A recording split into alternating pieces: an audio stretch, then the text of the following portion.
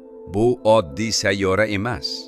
Bu uzoq o'tmishda sodir bo'lgan ulkan voqealarning aks sadosi unda yashiringan.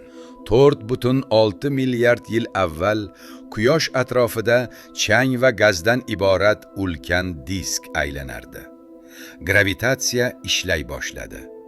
Zarralar to'qnashdi, birlashdi, zichlashdi va kelajakdagi sayyoraning poydevori shakllandi. Shu jarayonda yer tug'ildi. Ammo bu yer yashil emasdi. Bu yer tirik emasdi. U olovli shar edi.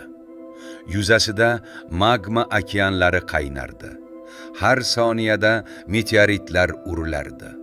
Har bir zarba sayyorani yana va yana qayta shakllantirardi.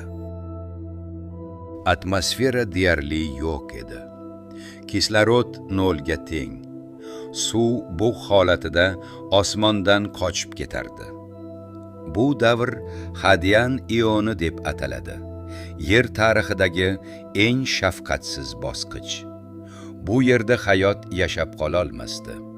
Lekin aynan shu do'zax ichida kelajak hayotning fizik va kimyoviy poydevori yaralayotgan edi.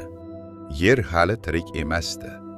Ammo unda hayot uchun zarur sharoitlar asta-sekin shakllanayotgan edi.